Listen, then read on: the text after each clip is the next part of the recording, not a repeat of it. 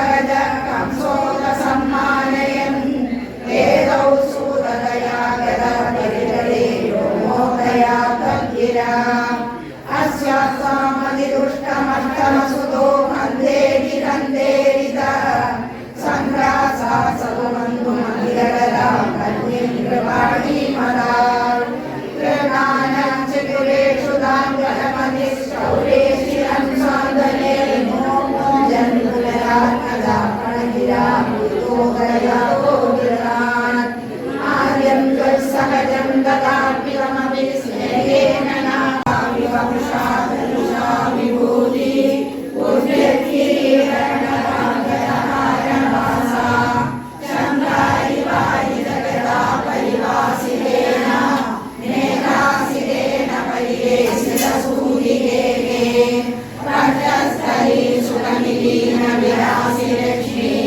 मराठयक्षिरकटाक्ष विमोचवेदे तन्मन्दिरस्य कनकं सकृतामलक्ष्मी उन्मादयन्निव विरेजितवासुदेवा चौरिस्फुरीरमुनिमण्डलचेतसोऽपि दूरस्थिरं बहुलीजनीयेषणाभ्या आनन्दबाष्पपुलकोद्गमगद्गदाभ्या तुष्टावदृष्टिमदरन्दरसम्भवङ्गं देवप्रसीदकरपूरुषदाभवैः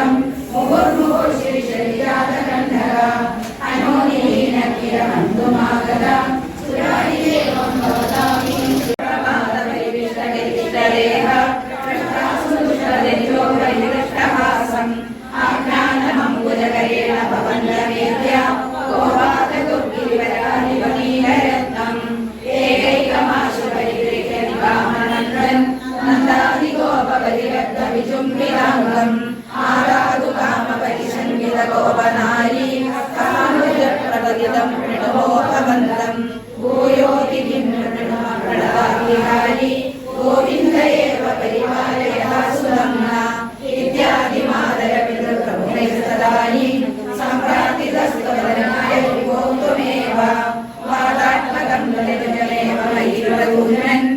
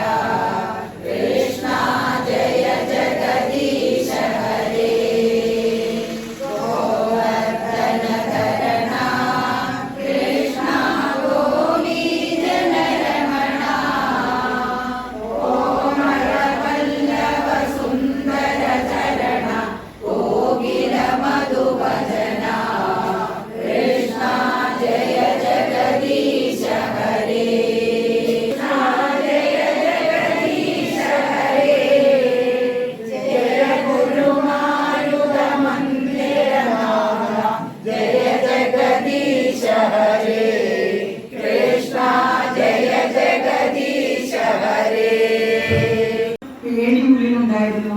എങ്ങനെയാണ് ഇത് അവസാനിക്കുക? നമുക്ക് വേണമെങ്കിൽ ഒറ്റപ്പാലത്തിന്റെ കൂടെ അല്ലെങ്കിൽ അമ്പലപ്പാറക്കാരുടെ കൂടെ അല്ലെങ്കിൽ ഷൊർണൂരോ അല്ലെങ്കിൽ പട്ടാമ്പി എല്ലാം കൂടാന്ന് നമ്മുടെ പറയുകയുണ്ടായി. എവിടെ സൗകര്യമെങ്കിൽ അപ്പം ധൈര്യപൂർവ്വം ഞങ്ങൾ പോയിട്ടുള്ള 3 പേരും കൂടി 4 പേരും കൂടി ഏറ്റെടുത്ത് ഞങ്ങൾ കൂട്ടായിട്ടുള്ള ഒരു തീരുമാനം എടുത്തു. നമുക്ക് ചേർപ്പട്ടിക്കാവിൽ വെച്ച് നടത്താമെന്നുള്ളത് ധൈര്യപൂർവ്വം ഏറ്റെടുത്തു.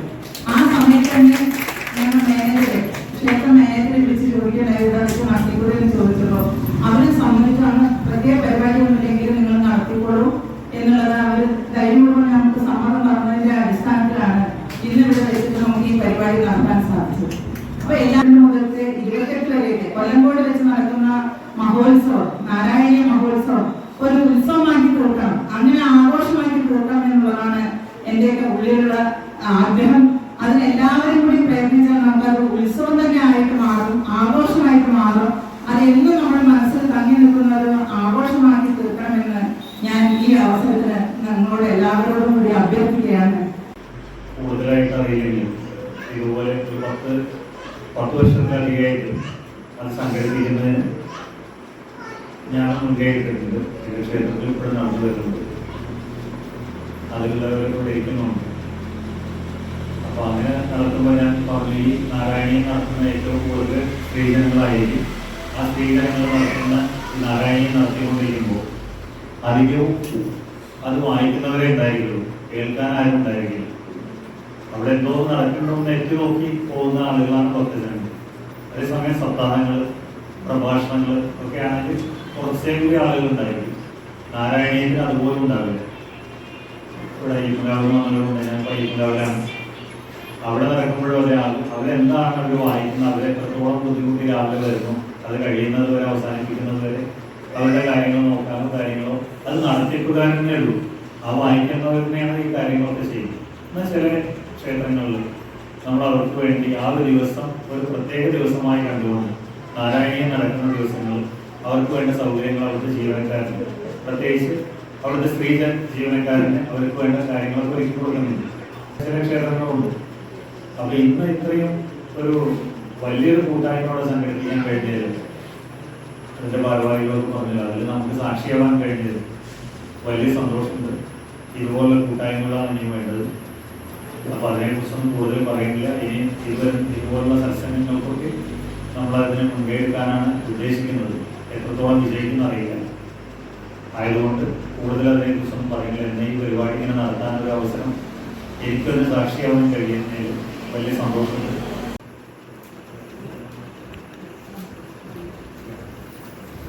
ഞങ്ങൾ മാതൃസമിതി അംഗങ്ങളായിട്ടുള്ള 3 പേർ കൂടിയാണ് ഇതിന് ആരംഭിച്ചത്.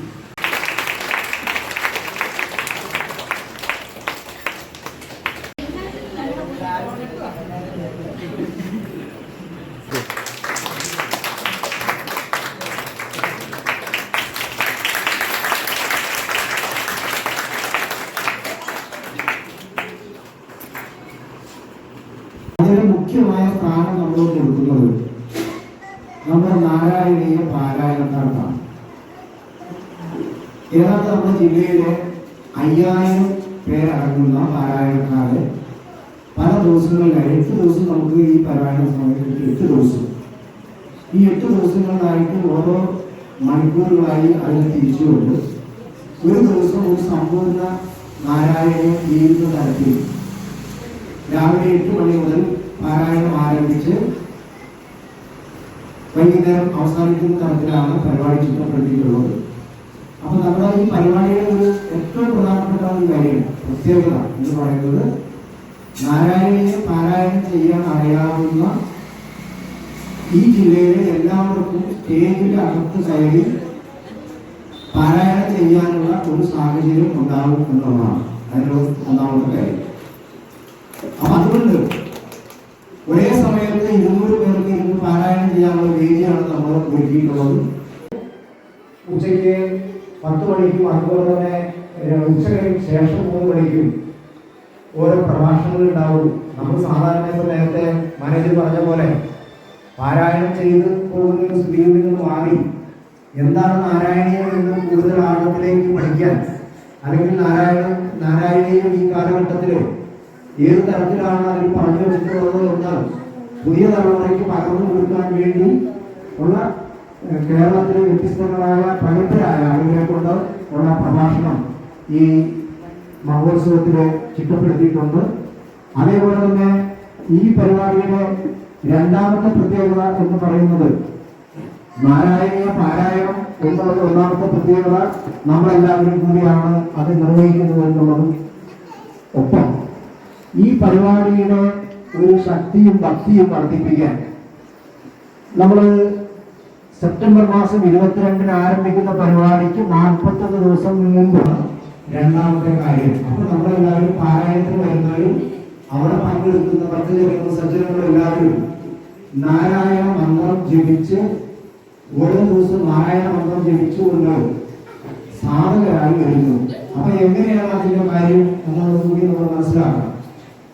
ഒരു ദിവസം, അതായത് ഓഗസ്റ്റ് മാസം 12-ാം തീയതി ജപം ആരംഭിക്കുമ്പോൾ നമ്മളെല്ലാവരും നമ്മുടെ വീടുകളിൽ ഒരു ദിവസം 1008 ജപം നമ്മൾ ചെയ്യണം എന്നുള്ളതാണ്. അപ്പൊ 1008 ജപം നമുക്ക് ചെയ്യണമെങ്കിൽ ഒരു 15 മിനിറ്റ് കൊണ്ട് നമുക്ക് 1008 നാരായണ മന്ത്രം ജപിക്കാൻ സാധിക്കും എന്നുള്ളതാണ്. അപ്പൊ അങ്ങനെ 18 ദിവസം ഈ 15 മിനിറ്റ് 1008 ജപം ഒരു ദിവസം ചെയ്താൽ ഒരു ഭക്ത അല്ലെങ്കിൽ ഒരു ഭക്തൻ ഏതാണ്ട് ഒരു 42,000 ജപം ചെയ്തുകൊണ്ടാണ് നമ്മുടെ ഈ സമ്മേളനത്തിലേക്ക് വരുന്നു എന്നുള്ളതാണ്. മൂന്നാമത്തെ കാര്യം, ഈ ജപം ആരംഭിക്കുന്ന അതേ ദിവസം തന്നെ നമുക്ക് കാലകൂട്ടി കിട്ടിയിട്ടുള്ള, നേരത്തെ ഇവിടെ സൂചിപ്പിച്ചു, തുളസി ജന്മം നൽകുന്ന ഒരു പരിപാടി നമ്മൾ ഈ പരിപാടിയിൽ സംഘടിപ്പിച്ചിട്ടുണ്ട്. നമുക്കറിയാം, തുളസിയെ സംബന്ധിച്ച് നമ്മുടെ ഒരു ഹൈന്ദവ വീട്ടിൽ ഏറ്റവും പ്രധാനപ്പെട്ട ഒരു കാര്യമാണ് തുളസി. ഒരു വീടിന് പുറത്തുനിന്ന് നോക്കിക്കഴിഞ്ഞാൽ ഒരു ഹിന്ദുവിന്റെ വീടാണ് എന്ന് നമ്മൾ തിരിച്ചറിയുന്നത് അവിടെ തുളസിത്തറ ഉണ്ടാവും. ആ തുളസിത്തറയിൽ വിളക്ക് വയ്ക്കുന്നുണ്ടാവും. ആ തുളസിക്ക് നമ്മൾ പരിപാലിക്കുന്നുണ്ടാവും, ജലം കൊടുക്കുന്നുണ്ടാവും. അതിനെ ആവശ്യം വരുന്ന സമയത്ത് അതടുത്ത് നമ്മൾ ക്ഷേത്രത്തിൽ ഭഗവാൻ മാല കെട്ടി കൊണ്ടുപോകുന്നത് നമുക്കറിയാം. അപ്പൊ നമ്മുടെ വീട്ടില് ഒരു പ്രത്യേക സ്ഥാനം നൽകിക്കൊണ്ട് തുളസിത്തറ നമ്മുടെ പണ്ട് കാലങ്ങളിൽ നടുമുറ്റത്ത് തന്നെ ആ തുളസിക്ക് പ്രാധാന്യം ഉണ്ടായിരുന്നു. ഇന്നിപ്പോൾ കാലങ്ങൾ കുറച്ച് പുരോഗമിച്ചതുകൊണ്ടും തുളസിത്തറ ഫ്ലാറ്റുകളിലൊന്നും അത് കുറവായതുകൊണ്ടും പക്ഷെ നാട്ടുപ്രദേശങ്ങളിലൊക്കെ ഇപ്പോഴും നമ്മൾ തുളസിയെ പരിപാലിച്ചും സന്ധ്യയ്ക്ക് വിളക്ക് വെച്ചുകൊണ്ടും അതിനെ പരിപാലിച്ചുകൊണ്ടും നമ്മൾ മുന്നോട്ട് കാഴ്ച നമ്മുടെ ഹൈന്ദവ ഗ്രഹങ്ങളിലുണ്ട്. നമുക്കറിയാം, ആർഷഭാരത സംസ്കാരത്തിന് തനതായിട്ടുള്ള ഒരു കർമ്മപഥമുണ്ട്. ആ കർമ്മപഥത്തിലൂടെയാണ് നമ്മൾ സഞ്ചരിക്കേണ്ടത് എന്നത് നമ്മുടെ ആചാര്യന്മാർ ഗുരുക്കന്മാരൊക്കെ നമുക്ക് പറഞ്ഞു തന്നിട്ടുണ്ട്. സനാതന ധർമ്മത്തിലെ അസ്ഥിരമായ കർമ്മം നിർവഹിക്കുവാൻ വേണ്ട എല്ലാവിധ പ്രചോദനങ്ങളും എല്ലാവിധ അറിവുകളും തന്നുകൊണ്ടാണ് ഋഷിവര്യരും മഹർഷിവര്യരും ഗുരുക്കന്മാരും നമ്മളോട് സംവദിച്ചിട്ടുള്ളത്. ഏറ്റവും വലിയ നമുക്ക് ബൃഹത്തായ 4 വേദങ്ങളുണ്ടെന്ന് നമുക്കറിയാം. ആ വേദം വ്യാസ ഭഗവാൻ ഋഗ്വേദം, യജുർവേദം, സാമവേദം, അഥർവേദം എന്ന ആ വേദത്തെ 4ആയി പകുത്തുകൊണ്ട് വേദവ്യാസൻ എന്ന പേര് സ്വീകരിച്ചുകൊണ്ട് ആ അറിവ് ജനങ്ങളിലേക്ക് പകർന്നു തന്നത് വേണ്ടത്ര സ്വായത്തമാക്കാൻ നമ്മൾ പലർക്കും കഴിഞ്ഞിരുന്നില്ല എന്നുള്ളത് ദുഃഖ സത്യം മാത്രമാണ്. കാരണം അത് ദേവനാഗരി ലിപിയിലുള്ള സംസ്കൃത ഭാഷയിലായിരുന്ന സമയം വളരെ കുറച്ചും സംസ്കൃത ഭാഷ അറിയാവുന്നവർക്ക് മാത്രമേ അത് ഗ്രാഹ്യമുണ്ടായിരുന്നുള്ളൂ, അത് പഠിക്കാൻ കഴിഞ്ഞിരുന്നുള്ളൂ. അതിന്റെ ആ അറിവ് വെളിച്ചം നമ്മളെ പകർന്ന് മറ്റുള്ളവർക്ക് വെളിച്ചം പകരുവാൻ, അറിവ് പകരുവാൻ, ജ്ഞാനം പകരാൻ കഴിഞ്ഞിരുന്നു എന്നുള്ളത് സത്യം മാത്രമായ ഒരു വസ്തുതയാണ്. വേറൊരു വലിയ വേദിയിൽ നിന്നുകൊണ്ട് ആശംസ പറയുന്നിടത്ത് നാരായണീയത്തിൽ അത്ര വലിയ അറിവൊന്നും എനിക്കില്ല. അതുകൊണ്ട് തന്നെ നേരിട്ട് നിങ്ങൾക്ക് എന്നേക്കാൾ കൂടുതൽ അറിവുള്ളവരാണ്. അതുകൊണ്ട് ഞാൻ അധിക പ്രസംഗത്തിന് തുടരുന്നില്ല. എങ്കിലും എനിക്ക് അറിയുന്ന 1-2 കാര്യങ്ങൾ ഞാൻ സൂചിപ്പിക്കട്ടെ. മേൽപ്പത്തൂർ നാരായണ ഭട്ടതിരിപ്പാട് രചിച്ച് അദ്ദേഹത്തിന്റെ വാദരൂപം മാറുന്നതിന് വേണ്ടി അദ്ദേഹത്തിന്റെ സുഹൃത്തുക്കളുടെ ഉപദേശപ്രകാരമാണ് 1034 ശ്ലോകങ്ങളാണെന്നാണ് എൻ്റെ ഓർമ്മ. അമ്മമാരെ അറിവുള്ളവർ തിരുത്തിയെടുത്താം. സംസ്കൃത രൂപേണ ഈ ശ്ലോകം രചിച്ചിട്ടുള്ളത്. ഗുരുവായൂരപ്പന്റെ നടയുടെ മുന്നിൽ ഇരുന്നുകൊണ്ട് 100 ദിവസം കൊണ്ടാണ് അദ്ദേഹം ഇങ്ങനൊരു കൃതി രചിച്ചത്. ഒരു ദിവസം 1 ദശകം എന്നുള്ള രീതിയിൽ 100 ദശകങ്ങളാണ് ഈ നാരായണത്തിൽ ഉള്ളതാണെന്നാണ് എൻ്റെ അറിവ്. സെപ്റ്റംബർ 22 മുതൽ 29 വരെ കോഴിക്കോട് വെച്ച് നടത്തുന്ന നാരായണീയ മഹോത്സവത്തിലും നമ്മൾ പൂർവാധികം ഭംഗിയായിട്ട് നടത്താൻ വേണ്ട എല്ലാ ആശംസകളും കോതിയൂർ മാതൃസമിതിയുടെ പേരിൽ എല്ലാവരും കാണുമ്പോൾ സന്തോഷമല്ല. കാരണം ചേർന്നട്ട ഭഗവതിയുടെ മാതൃസമിതിക്കാരുടെ ആയിരിക്കണം പ്രധാന സംരംഭം ഞാൻ വിശ്വസിക്കുന്നു. എനിക്ക് ഇത് ഇരിക്കുന്നവരില് അല്ലെങ്കിൽ ഇവിടെയുള്ളവരില് രമാദേവി ടീച്ചർ മാത്രമാണ് എനിക്ക് വ്യക്തിപരമായിട്ട് പരിചയമുള്ളൂ. മറ്റുള്ളവരെയൊക്കെ നാരായണീയം വായിക്കാൻ വരുമ്പോൾ കണ്ട ചെറു പരിചയം വരും. ഗോപികമാരുടെ അധികം ആളുകൾ വൃദ്ധരായിട്ടുള്ള ആളുകളായിരുന്നു. അവർക്ക് ഒരു ആനന്ദിക്കാനുള്ള വലിയൊരു ഇതായിരുന്നു. ആ ഗോപികാനൃത്തം പറയും ഞാൻ സ്വയം ഗോപിക ആവും എന്നുള്ള രീതിയിൽ വടി വെച്ച് വന്നിരുന്ന അമ്മോടും വടി അവിടെ വെച്ചുകൊണ്ട് ആ ഒരു നൃത്തം ചെയ്യുന്നതാണ്. എന്തായാലും അതിനുവേണ്ടി കാത്തിരിക്കാൻ നമ്മൾ എല്ലാവരും കാണാൻ വേണ്ടി കാത്തിരിക്കണം. എന്തായാലും ഈ ഒരു നാരായണീയ മഹോത്സവത്തിന്റെ